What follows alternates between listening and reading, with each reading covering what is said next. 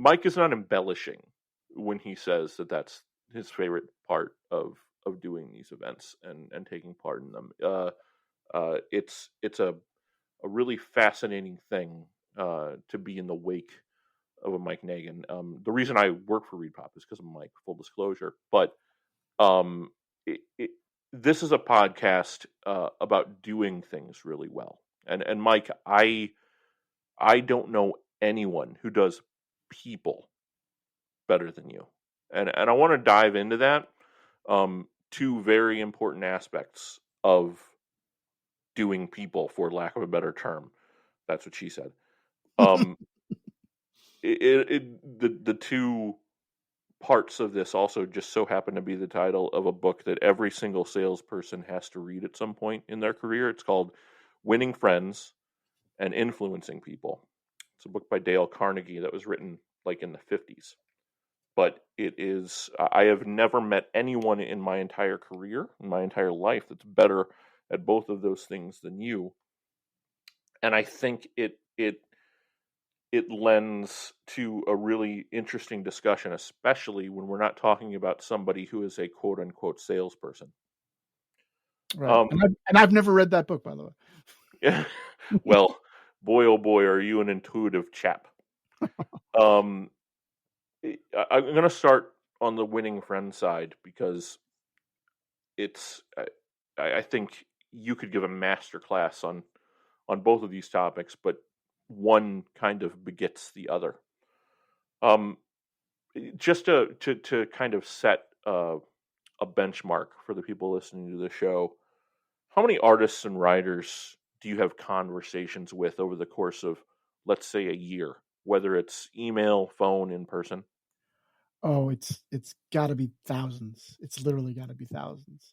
Right. If I had to put a number on it, at least 4,000 people. Yeah. Between all of our events, and yes.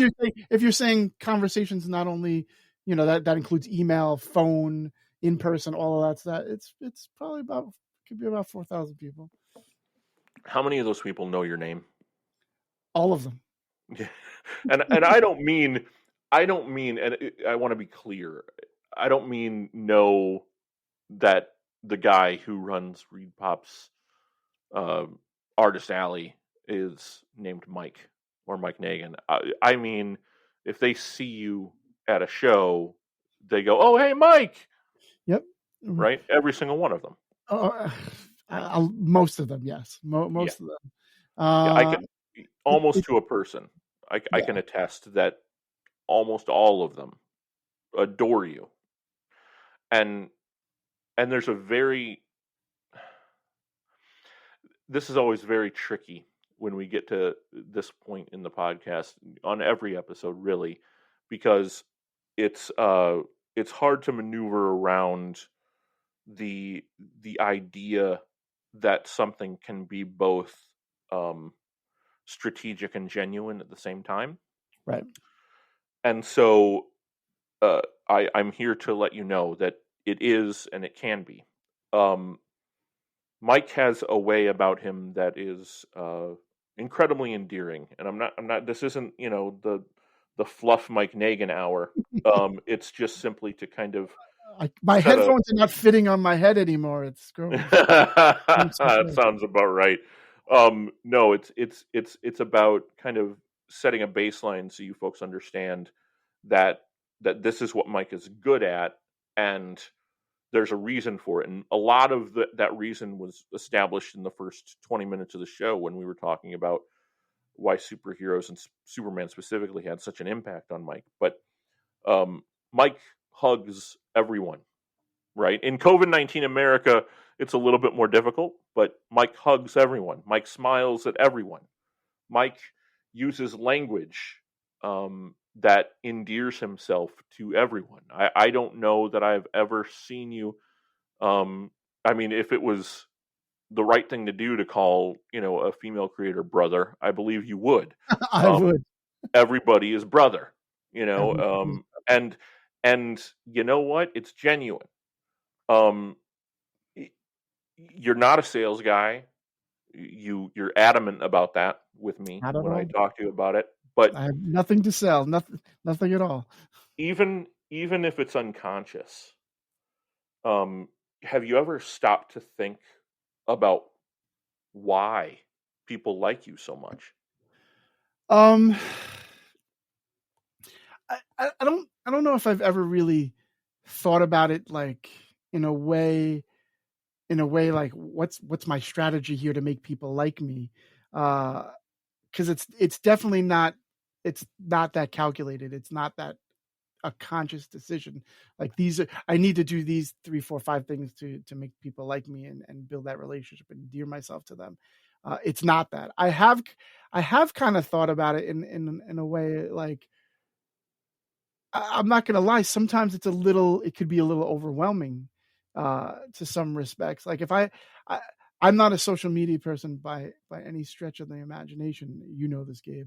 But on the occasion, I could just post something like my birthday was just recently, and I'll get 600 comments, and I'll get you know literally 50 texts, and I'll get 20 phone calls, and you know 40 Facebook, and it's overwhelming to a certain point because you can't really control it, right? Like I can't get back to every person and thank them, for that, and yet I did.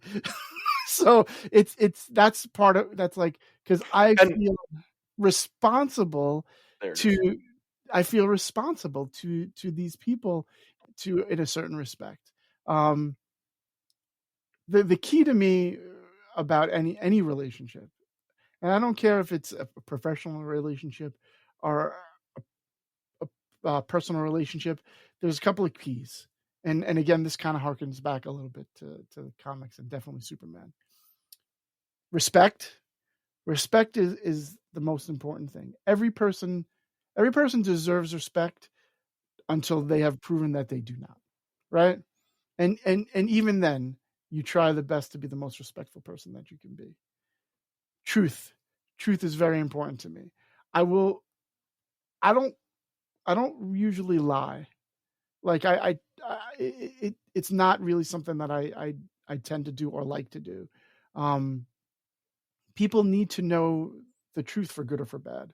Uh, and if you sometimes you have to give them an unfortunate truth, then you need to be empathetic to them. And that leads into the next thing is empathy for every person, uh, for both their good and their bad, because you want to empathize with their successes, and you want to empathize with their failures. Um, you want to be the person who's there for them when they're at their highest, and then there for them when they're at their lowest. And I try and treat every person I know. This is not only professional. This is personal too. I try and treat every person I know in that regard, in that respect. And you know, for an industry that especially is, listen, it's a challenging industry. You know this, and it could be very clicky, and it could be very hard to work your way up the professional ladder, and you could just as easily fall down that ladder. To find somebody who treats every person the same is probably a rarity. But to me, I'm a big believer in every single person deserves the same amount of respect and empathy.